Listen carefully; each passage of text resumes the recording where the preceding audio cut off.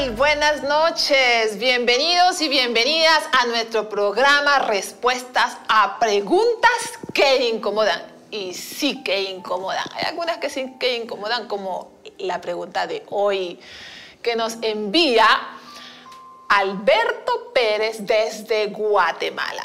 La ciudad de Cobán, creo que es Cobán, sí, Cobán. Una ciudad muy linda que conozco. Ah, ¿ya? He ido, muy hermosa. Todo Guatemala es bonito. Y un saludo especial para los seguidores de este programa del país de Guatemala, que hay muchos seguidores. Así es. Sí, muchos seguidores. Cada semana nos envían preguntas, nos envían mensajes. Hay fieles seguidores desde diferentes partes del mundo, ya te decía. Sí. Y les agradecemos por seguir nuestro programa. Les invitamos a compartir este programa con sus amigos y familiares para que ellos también aprendan y disfruten junto a nosotros.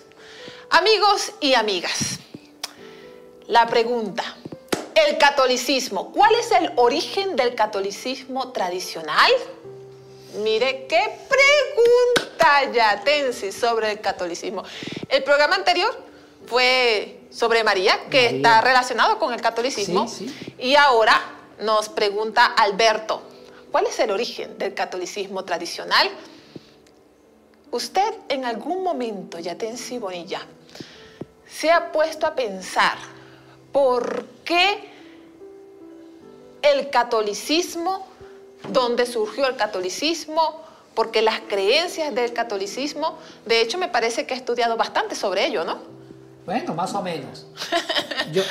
Yo diría, como dijo el gran filósofo Sócrates, yo solo sé que nada sé. Bendito Dios, aquí tiene que saber, Yatensi, porque si no, ¿dónde se queda la pregunta? Y mi tío quiso parafrasear. Ajá. Y él no sabía bien qué dijo Sócrates. Y él dijo, bueno, esto es un chiste que fue real. Dijo mi tío, yo solo sé que soy bruto.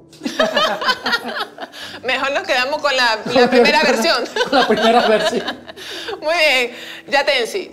Ok, pensemos entonces en el catolicismo. ¿De dónde viene la palabra catolicismo? ¿Qué significa? Esta pregunta es buena.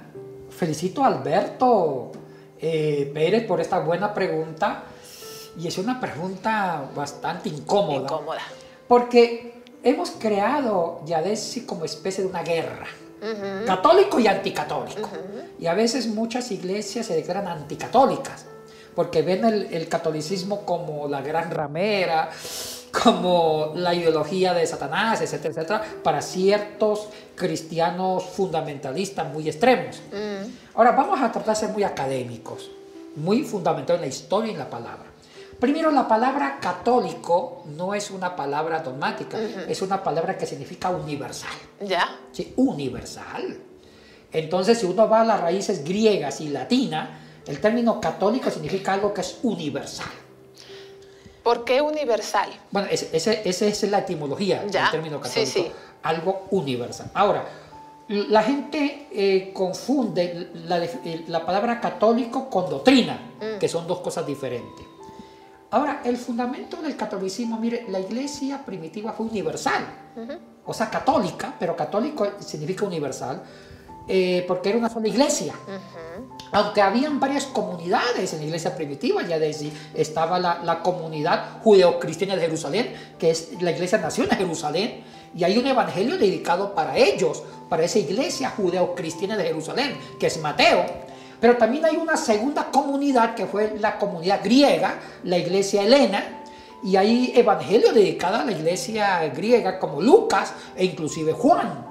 Entonces podemos decir que en el origen de la iglesia primitiva hay dos tendencias de iglesia, que es la iglesia judeocristiana de Jerusalén, que trataron de mantener las tradiciones judías, pero ahora cristianizadas. Y la iglesia cristiana griega, que no quiso seguir las tradiciones judías.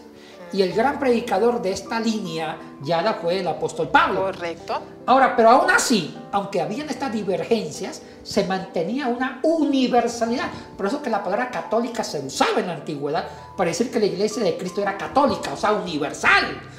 Todavía el término católico no se dogmatizaba. Ahora, aparece una iglesia que ahora la ven como herética, la iglesia gnóstica, que tuvo su fuerza en Éfeso, en Asia Menor, donde posiblemente ahí estuvo predicando y fue obispo el autor de Juan, y muchos dicen que también el autor del Apocalipsis. Bueno, hay muchas teorías sobre esto. Entonces, 3 iglesias: la gnóstica, que la declararon herética por razones obvias, y la iglesia judeocristiana de Jerusalén y la iglesia gentil griega. Entonces, esas 3 iglesias fueron creciendo, pero las 2 primeras fue una iglesia universal, aunque eran diferentes, mantenían la comunión. Ahora, el problema, ¿sabe dónde está ya ese? En los 4 primeros siglos, que se caracterizó por la persecución de los emperadores romanos en contra del cristianismo, ¡ay, ya ves! ¡Mataron cristianos! Por el solo hecho de ser cristianos, violaron a las vírgenes, los decapitaban en los circos romanos. 4 siglos donde la iglesia nació, creció y se fundamentó a punta de sangre. Ser mártir, morir mártir, llegó a ser el más alto honor de un cristiano, ofrecer la vida por Cristo. Ay, lean la historia de la iglesia primitiva, que está llena de sangre. ¿Sabe dónde está el nacimiento de la iglesia católica tradicional? Cuando Constantino, tomando el decreto de tolerancia, el edicto de tolerancia, que ya lo había hecho Galerio, un emperador perseguidor, en el año 311, y lo adaptó a un nuevo edicto que se llamó Edicto de Milán, en el año 312, cuando puso fin a las persecuciones y derrotó a Magencio, el otro coemperador, en el famoso puente Milvio. Ahí Constantino empezó a formar la religión del imperio. Declaró al cristianismo, bueno, eso es un proceso, como la religión oficial. Al declarar al cristianismo Yada como la religión oficial, ahí, para mí, empezó a nacer la identidad de un catolicismo tradicional que se llama romano. Pero, ¿qué línea fue la que se siguió? Porque usted nos está mencionando 3 grupos, ¿cierto? Judíos, gentiles y la gnóstico. ¿Cómo o qué papel juegan estos 3 grupos en esa línea o en esa identidad católica? Depende mucho de las escrituras ya. Ya. Y esta es una gran pregunta, porque la iglesia primitiva eran dependientes de las escrituras. Todavía no estaba canonizada el Nuevo Testamento. Eso es un proceso. Pero por lo menos usaban muchos escritos de los apóstoles como lectura en sus iglesias. O no más que en sus iglesias, en sus casas. Sí. Cuando había la partición del pan. Ahora, era una iglesia que su teología era básica. Creían en un plan de salvación de Dios en Cristo Jesús. Una salvación por gracia. Y realmente el cristianismo lo vivían en la comunidad. Eran muy solidarios, empáticos. Los que eran perseguidos y quedaban pobres, ellos les ayudaban. Ya. O sea, era un cristianismo que se fundamentó en la solidaridad de Dios a la humanidad en Cristo Jesús. Y también ellos fueron solidarios entre ellos. Fue un cristianismo sin mucha teología, pero más vivencial. Cuando la iglesia deja de ser perseguida y se convierte en la iglesia del imperio, en la iglesia poderosa, declarada como la religión oficial del imperio, esa es otra historia. Entonces, ya la iglesia adquirió otras teologías, otras corrientes y se institucionalizó. Ay, esa palabra ya decía, yo la tengo terror. La institucionalidad de la iglesia destruyó el testimonio de la iglesia. ¿Cómo se entiende eso de la institucionalidad? Ahí nos metemos con el plano jurídico, ya decía. Antes de la institucionalidad de la iglesia, que para mí fue Constantino, cuando un emperador decreta que ese movimiento, porque antes la iglesia no era una institución, era un movimiento, el imperio nunca permitió que fuera una estructura, porque el imperio perseguía toda estructura eclesiástica. Si había un pequeño templo, se lo quemaban. Ya. La iglesia no tuvo tiempo, no tuvo la capacidad por las persecuciones de crear una estructura eclesiástica, sino que era un mensaje de salvación y un movimiento de salvación, de esperanza.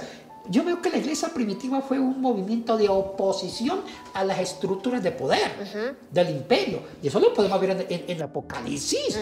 La iglesia ejerció la denuncia profética contra el maltrato del poder político en la figura del emperador contra los cristianos. Y eso para mí es Apocalipsis, hay que saber leer Apocalipsis.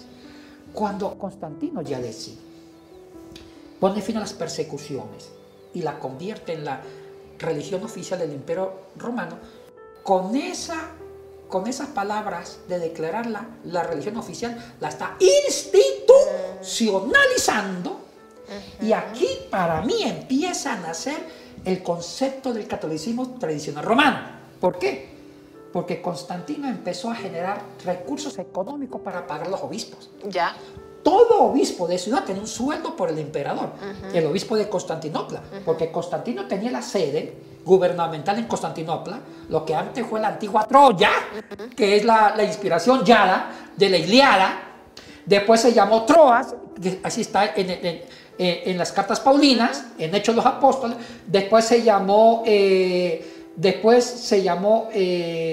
la capital de Constantinopla, cuando Constantino la hizo la capital para el imperio del Oriente.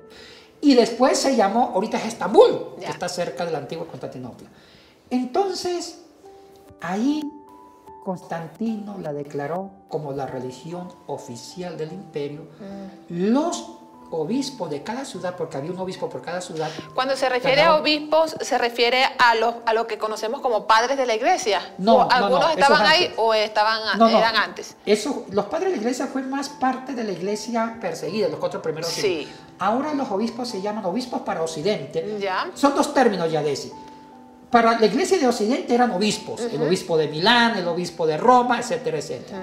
Para Oriente, para Constantinopla, hacia el Oriente, más, eran patriarcas. Ok.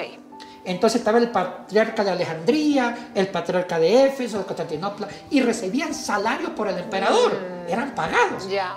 Y también recibieron favores del imperio. Y ahí la tortilla se viró, ya de sí.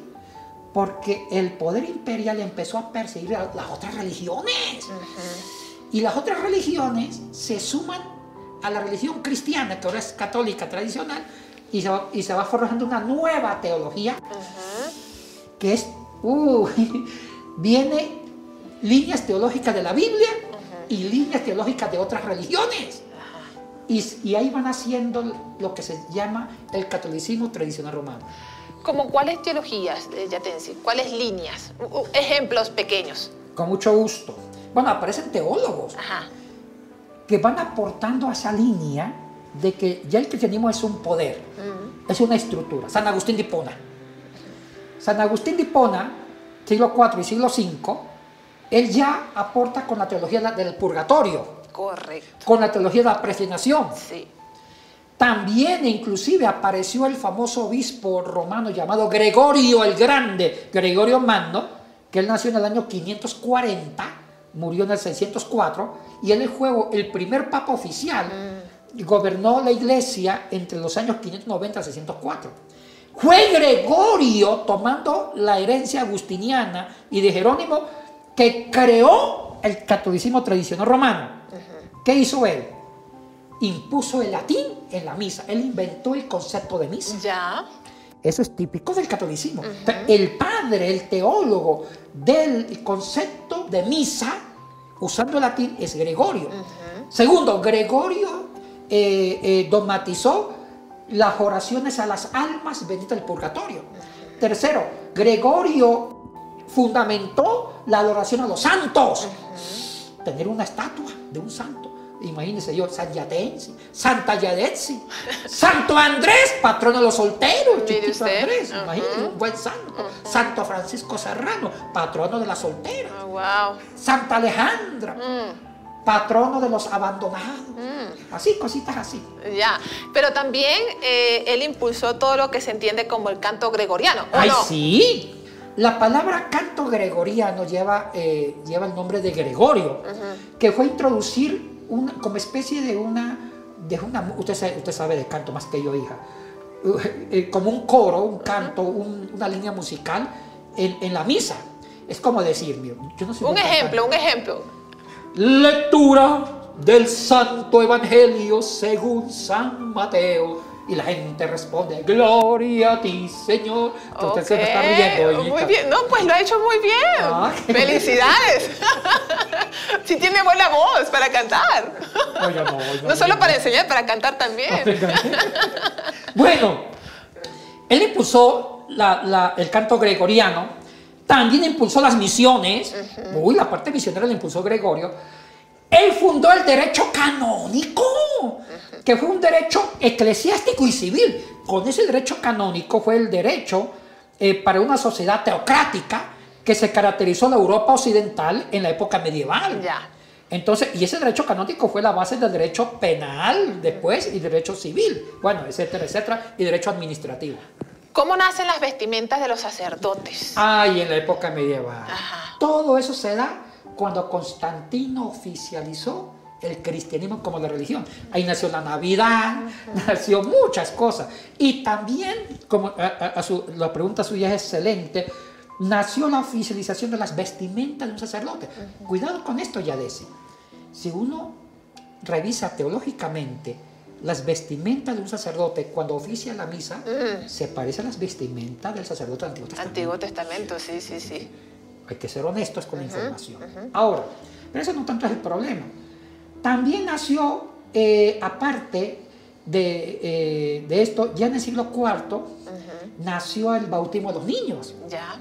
Con la oficialización del cristianismo como la religión oficial. Aunque ya había la intención de bautizar niños antes, pero con Constantino nació el bautismo a los niños. También nació la confesión privada de los pecados sacerdotes. También nació eso. Y también nació. ¿Y las imágenes? Eso fue un poquito más posterior, hasta el siglo V. Oh, ya. Pero también nació un tema muy fundamental.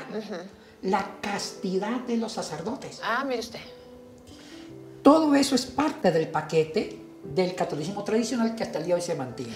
Ahora, todo eso está basado en textos bíblicos según los católicos, ¿o de dónde nace, de dónde surge todo eso? ¿Por qué? Ay, Adesi, esto es un zaperoco. Un sancocho. Una fanesca Mire ecuatoriana de todo. Hay ideas bíblicas, como los sacerdotes, como la vestimenta de los sacerdotes tiene una influencia del Antiguo Testamento, pero hay mucha influencia de otras religiones. Ya. Le cuento el chisme. Cuando Constantino decretó que el cristianismo era la religión del imperio, la única religión, empezó una propaganda política de evangelizar a espada, a punta de espada, a las otras religiones. Ya. Y ahí se generó el sincretismo religioso. Y eso también lo fomentó Carlos Magno, el imperio carolingio. Carlos Magno fue el primer emperador del Sacro Imperio Alemán hacia el año 800 después de Cristo. Ahora, ¿qué hay un problema? El afán de la Iglesia Católica, fundamentada por el poder del Estado, a partir de Constantino, fue tratar de dialogar con las otras religiones y cristianizar religiones. Ya. Y costumbres, como la Navidad. El 25 de diciembre era una fiesta del sol invicto, el sol de justicia, de los solsticios de invierno por Roma. Entonces se cristianizó que ahorita se va a celebrar el nacimiento del único sol de justicia que es Cristo.